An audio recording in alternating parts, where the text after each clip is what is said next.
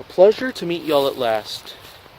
And I'm out here in another sanctuary of the woods, which means that it has something to do with my Vibram FiveFingers shoes. Yep.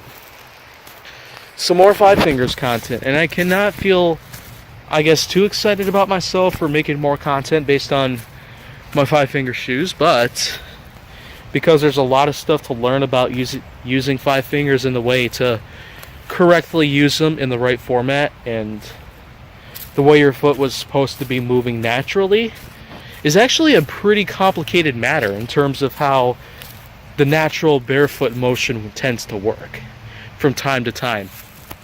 But seeing as I'm in another sanctuary of the woods where there actually is a lot more to learn about based on the type of movements that your foot can generally stride to when it comes to transitioning to different surfaces, such as rocks or branches, leaves, soggy grounds. I mean, all those things that I just listed are actually in this very sanctuary of the woods. You can see here, there's plenty of acreage here with stones and, well, tips on rocks, tips that taper to a point really that stick up from above the ground. And of course there's a ton of twigs, there's a lot of leaves, there's a lot of branches, there's plenty of, well, dry crackly stuff that really crunches underfoot. And with that in mind, there actually is going to be a lot that I'm going to be describing as I'm walking along this part of the trail. Oh, I just found a pair of sunglasses. Completely intact, but probably has nothing to do with the FiveFingers vlog that I have here. So first off, your foot strike and stride actually depend on the type of surface of which that your foot tends to land on, whatever surface it is, whatever terrain it is. Then, as you can see there, a nice almost flat stone that's kind of smooth would be a great example as to how well that your foot can quickly transition its strike and stride position as to what terrain it moves to. But if you go onto a more bumpy surface and a much more rugged surface, such as a log or a piece of stripped wood from a tree, then it gives you a good idea as to how the minimalist type sole, in spite of the mega grip compound they use for their shoes, Vibram tends to really do their research based on the fact that with every stride, with every step that we take, it's a crucial moment to figure out exactly what kind of terrain it is that you are landing on.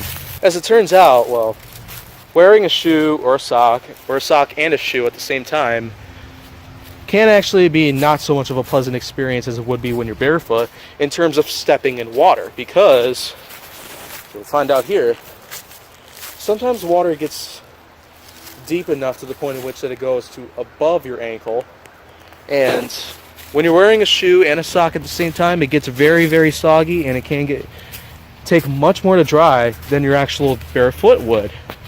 However, though, if you're standing on a more drier surface, this dead tree I just found with a nice smooth surface, you stand on it like this, and you can test the mega grip compound to figure out exactly how much grip your foot itself can have when it comes to standing on more unbalanceable surfaces, or surfaces that people don't typically balance on or don't have good balance on when they're standing on it.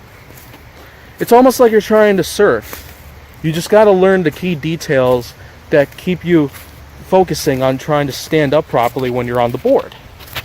Because here in FiveFingers, you have almost the same exact feeling. When you stand on a surface like a dead tree that's lying on the ground, you'll get an even feel of the feeling that is when you surf. Because standing sideways like this is the key moment that you will need to actually dig in to make sure that you succeed properly. But here comes another crucial moment. Standing on a very tight surface like this that tapers to almost to a point at which that it would stab your foot, such as this rock here.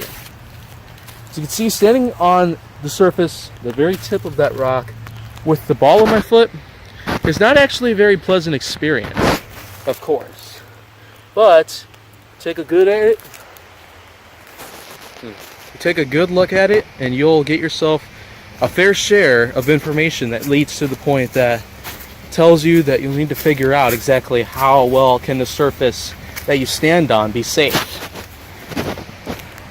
And finally, when it comes to using your 5 fingers to cross certain surfaces, to cross different pathways, like this dead tree that's hanging over the creek here, then it's much more important to focus on exactly how are your 5 fingers are going to take you throughout the whole trip, as when it comes to transitioning to different balancing moments and different strides, based on the slower steps that you take and the more balance that you try to focus in on your joints, then it is a much better opportunity for you to try out if you do have more than enough experience needed to take it on. With the use of regular shoes or wide toe box shoes, it probably won't matter what kind of shoes it is that you use. But with that being said, we got more than enough evidence here, because with the use of 5 fingers, this Mega Grip compound actually does pretty darn well in terms of keeping your balance under control. And it's so grippy, in fact, that you could actually grip onto it and whoa ho ho, yeah, you see that right there? I would have just fallen over face first. I probably would have hit my face flat or in there, or if I were lucky, I would have just fell right into the water there.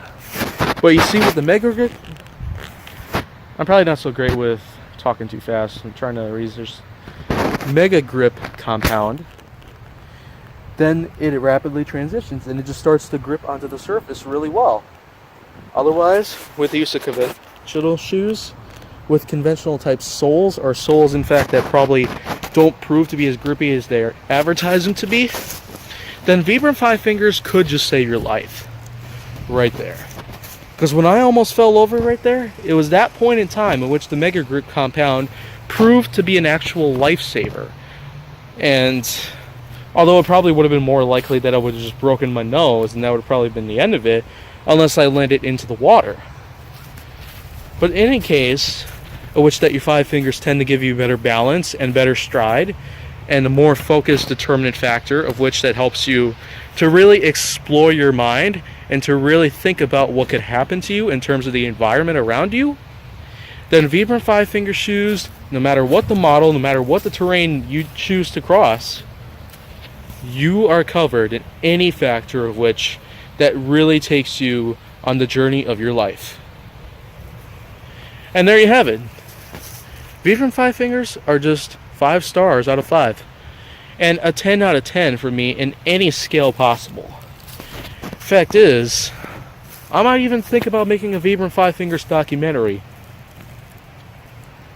But for now, here on YouTube is probably good enough. Making YouTube videos out of my 5 fingers proved to be actually much better worth than what a documentary could ever be. Anyways though, if you want to see more go down to my channel, make sure that you like, put my ultra shoes up, make sure that you like, or no, make sure that you like, subscribe, comment, follow me on social media, and stay on the Hollywood side